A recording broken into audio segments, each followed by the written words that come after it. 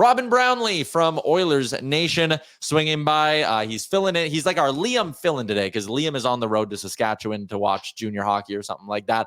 Brownlee, I know you were just listening to the last little bit of the show. Do you agree with my assessment that the Oilers are unlucky, or are you going to push back against that? He has to unmute himself. I can't do it. Robin, you got to unmute yourself. Maybe. Yeah, there we go. I'm back. That's okay. I was moving around and I fumbled the microphone all the way across the room, and it took me 5 minutes to see if it would even function again, but that's just my clumsiness. I think we got a bunch of loser talk here, Tyler. I think that you're making excuses. I think that you're looking the other way.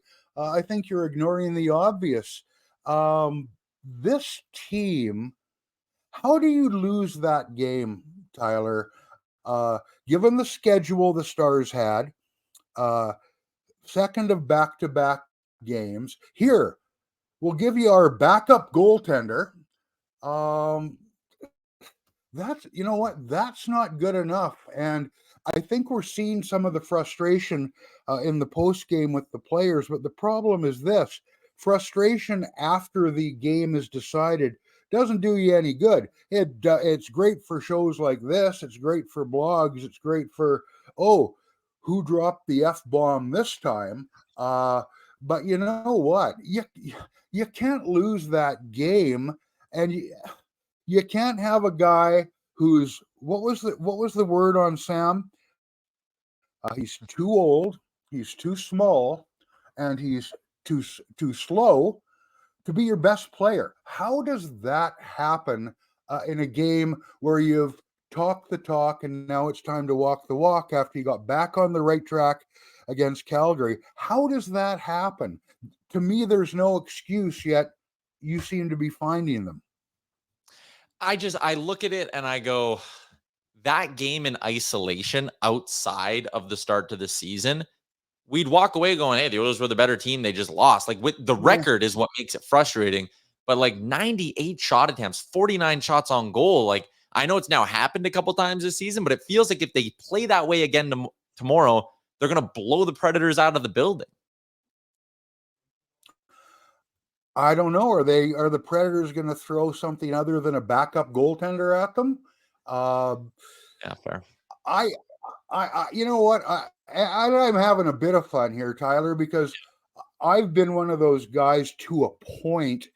I've seen this team every which way you can look at them for many, many years, going back into the 80s.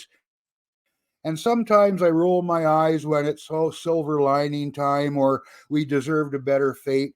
And other times it is true. And in that particular game, I think you could argue that it might be true. But the problem is they keep making the same mistakes. The power play is falling off, and it's falling off from historic highs, so let's be real. But just the little bit of slippage here and there, people are going, McDavid's not right. There's something wrong with McDavid. You know what? I agree. He doesn't look right. Is it whatever kept him out of the 2 games and he was clutching his side? Why is Leon Draisaitl was automatic from that circle? Why does that converge in the same night where McDavid doesn't get anything done, where he's shooting it wide and he's looking mortal? I mean, this is not on McDavid and Draisaitl. They're the two of the best players on the planet. But man, when you're not getting it, who else is stepping up to make a difference when it's not going for them? Well, I would expect it to be. Yeah, Evander Kane had a good game. Let me say that. I don't want to skip right past him. He's engaged. Everything about his game, and I've said this on the show with Gregor. Evander Kane is now playing like a guy who, in his mind, it's clicked that I'm all right. In other words, the injury. He's throwing people around. He's snapping the puck. He's being physical. The first few games, and it's understandable, he's kind of feeling his way in. That was an awful injury he had, and it was bad enough last spring, and then he hurt his ribs on top of that. So he looks right now, but where's everybody else, and why are we seeing the same mistakes over and over again? And why does this club always need, it seems, 4 or 5 goals to win? You can't win that way. Is it Stuart Skinner and Jack Campbell on their own? Blame those guys. Get out of here. Get out of town. No, but they're part of the problem. They aspects of the team seem to be taking turns at sinking the team at different times. And when you're 2-6-1, lots of season left, but you start doing the math. If this kind of record sticks around through a dozen games or 14 games, now you're playing 750 hockey just to finish with 90 points. Yeah, like it's not a fun exercise to kind of do the whole, oh boy, if they lose 2 of the next 3, like you're right, 750 hockey just to get in the mix for the playoffs. Not great. Someone in the comments here, I want to get this one right. Their name is Bring Cassian Out of Retirement. Okay. This team's identity is Leon and Connor than everyone else. Say what you like. It works when those two are going. We just need Connor and Leon playing better. Like, sure, I guess, right? Last night, if Connor and Leon connect on a goal, it's going to overtime. What I did like about last night is that they stayed in the fight despite those two not being there. And they got brought back into that game by Evander Kane and Sam Gagner, 2 guys who just went out there and were determined to be the hardest working players on the ice. Looking at the lines today, Jay Woodcroft has them skating together with Ryan Nugent-Hopkins. I actually really like the look of that duo because it felt like last night they gave the Oilers a bit of an identity. You know what? I disagree, or I agree, pardon me, Tyler. I wrote this morning that for me, it came down to 3 things. It came down to bad plays, bad decisions, which can be close to the same thing, and bad luck. Now, some people are going to go, oh, there's Brownlee. You're giving them the out bad luck. Well, I tell you what, when Evan Bouchard puts 3 slappers off the pipe, that could have made a difference on the power play. I don't look at that and go, everything's great. That would have been the difference, because woulda, coulda, shoulda. A lot of teams can say that about a lot of different games. There were things to like there, but I'd like to get past the lower body injury thing. This is a big picture thing. What's wrong with Connor McDavid? He's the best player on the planet. I want to know, is he idling along at 70% to try and stay in the lineup because he's a tough kid who's willing to stick it out in there? Is Leon Draisaitl okay? Man, I tell you what, they get no slack when they're great.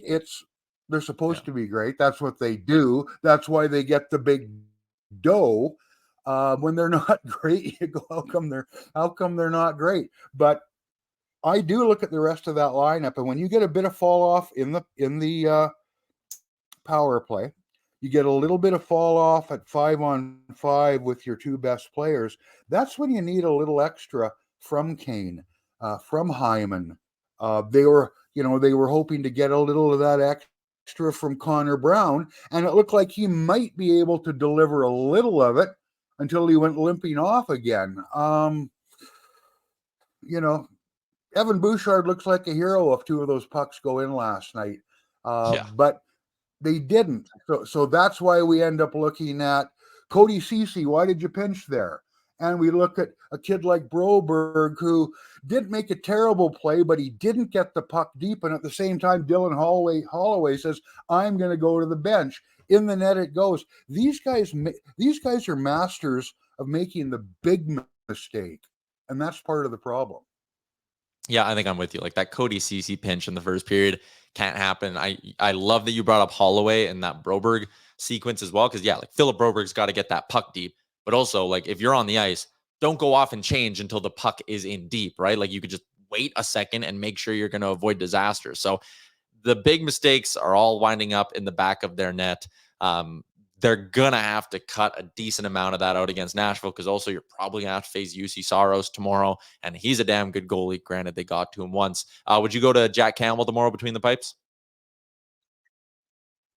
Yeah, I didn't.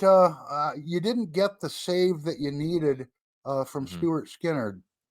That's different from he wasn't good. He wasn't any good. But you know, until somebody grabs the crease and says it's mine, you got to play it based on what you've seen lately. And I didn't hate Skinner. I just didn't much like him. One thing I want to jump back to, Tyler, because you touched on it before I came on, and I didn't do it. I didn't look at the shift chart, but one of the things that I noticed is, why is Sam Gagner standing at the bench uh, in the final minute and not on the ice? Now, did I not look at a shift chart and see a late long shift in there, and that's the reason? Because that's the first thing I thought. You got to have your best players on the ice, and one game does not make Sam Gagner your best player overall. But when he's jamming pucks into the net like he was last night, I want him on there with the rest of my best guys. So did I miss a late long shift somewhere there? Yeah, like I'm just looking right now at the shift chart on Natural Stat Trick, and it looks like Bouchard, Hyman, they were out there for like well over a minute because they had him hemmed in, right? So Woodcroft talked about that a little bit after the game, saying Yeah. Gagne was the next man up, but Dallas never even got the puck out of the zone. Like the Oilers were on him. So I don't know. Like as much as in the moment, it's like, hey, Gagne. I also don't blame a coach for looking at Kane, Hyman, McDavid, Draisaitl, Bouchard, and being like, those are the guys who I trust right No. now to go get me a goal. No, you don't agree? No, I completely agree. Okay. But isn't it a far more exciting a headline for the faithful that Gagne's hat trick goal sends game to overtime, or uh, you know, I mean, he was a terrific story anyway. And I'm being a bit facetious, but I hadn't looked at the charts and I didn't see it off the top of my head. So yeah, having 0 wins as a National Hockey League coach, I'm not going to sit here and tell Jay Woodcroft that he messed it up. But you do wonder, because that's a guy. If he was first up and he didn't get out there, that's a legitimate. That's a legitimate answer to me. It's too bad, because it would have made for a good story. Yeah, it would have. Okay, we got another guest coming up, but we always appreciate you hopping on, Robin. Thanks for doing this. Okay, man. See you. There you go. Robin Brownlee for Sherwood Ford the Giant and Sherwood Power Sports and Marine. Aaron, give me a nice visual of what that new building's looking like out in Sherwood Park.